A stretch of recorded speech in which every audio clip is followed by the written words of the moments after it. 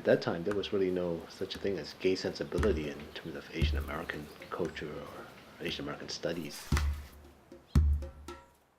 This is an ex-lover of Japanese guy here.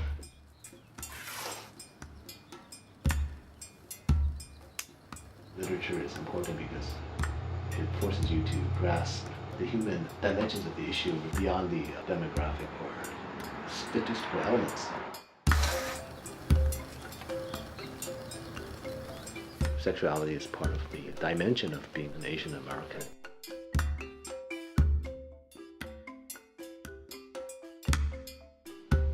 I was born and raised in San Francisco.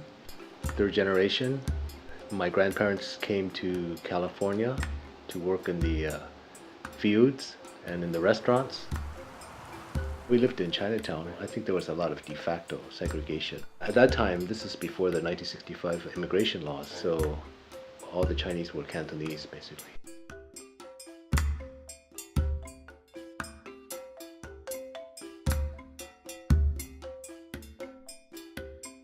There was a Red Scare, the scare of the Chinese communists and so forth. So I would say there was a lot of anti-Asian discrimination.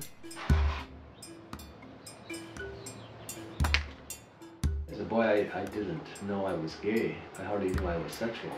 At that time, it was just forbidden, any kind of sexuality, whether straight, gay, or whatever. Let's put it this way, being aware I was gay, I think being aware that I was a sexual being, I like to put it that way because it could be very inclusive. When I was younger, I had some girlfriends as well. So it really was not totally gay, I just became a sexual being, I think around 18.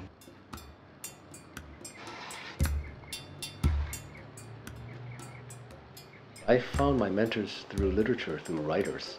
And so writers like James Baldwin, Yukio Mishima, Jean Genet, Marguerite Duras. She's not gay, but still she writes a lot about sexuality. Movie makers like Bernardo Bertolucci, he did a film called The Conformist about a gay man during the rise of fascism in Italy. A great film, and one of my favorite films. So it was these kind of novelists and writers who were kind of my mentors because they put gay men or sexual beings within a wider social context and a wider view of what it could be, what a gay man could be or a gay person could be in the world. I think without them I would have been kind of a goner because the American and Western gay lifestyle and the bars and the bodybuilding and all that's one thing, but it's a little bit limiting.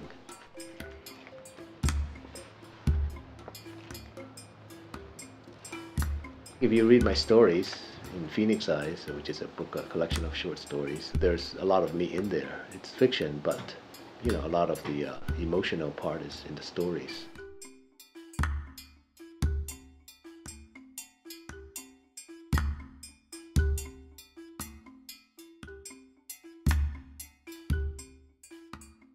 In Phoenix Eyes, I wanted to bring up the issue of AIDS, but I wanted to do it from an Asian and an Asian American perspective. If you read a statistic and say a certain, percentage of Asian Pacific Americans have HIV and AIDS, that's one thing. But if you hear a story, and if you are vested in the story and in the character and what happens to them, then I think you have a different emotional grasp of the issue. So through my edited work and my own writing, I have provoked discussion and dialogue, and so now it's pretty commonplace for young scholars and Asian American studies to include queer studies from an Asian American perspective. Before it was just white, like Judith Butler or a lot of other people, which is fine, but to put Asian sexual and sexualities together was really, that was not the case.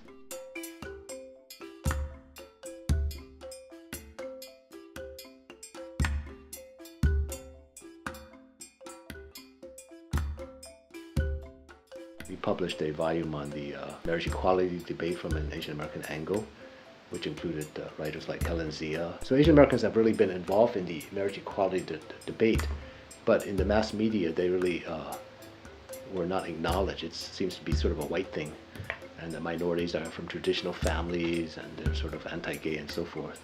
Many parents have children who are gay or lesbian. I think they had to ask themselves and recognize that this exists. What should my position be on it? They have to rethink it. That's been good for the Asian community as a whole, because not just for the gay Asian community, but just for the Asian community as a whole, that they have to rethink who they are. They have to expand their definition of who's included in the Asian Pacific community. I think my first lover was a Shanghainese student at UC Berkeley. I have had friends and lovers and whatever who are somewhere, my age, some were quite a few years younger. But that really didn't make a difference. It really just depended on a certain kind of simpatico, and simpatico is an old-fashioned word. I guess it just means sort of alignment of certain kind of sensibility. I didn't really self-identify as a gay man, even though I might be attracted to men, but I did not really require a label to make love. But nowadays, I guess you do.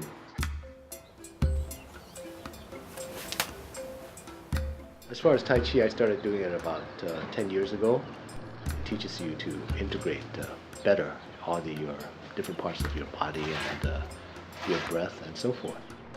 It helps to resolve contradictions in a physical sense, and then from the physical it goes toward the mental and the sort of psychic.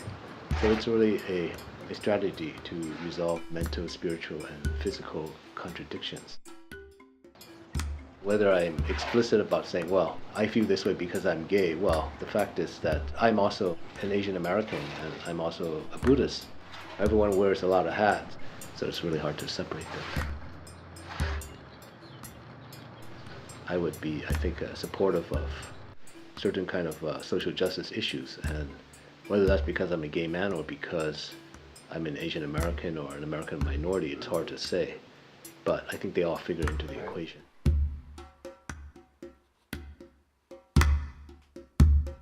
There are many issues, whether it's environmental issues, global warming, more funding for HIV, women's rights. Obviously, you're going to be confronted by these issues. Where are you going to put your energies, and what's going to be most important for you? So is it more important to support immigrant rights, or more important to support rights for people with HIV and AIDS? Or maybe you can do both, but in any case, you can't do all of them. So you should choose your fights carefully. And there are enemies in the world. They may not be mortal enemies, but a certain kind of enemies of oppression that one should fight. And so it's important to choose that fight.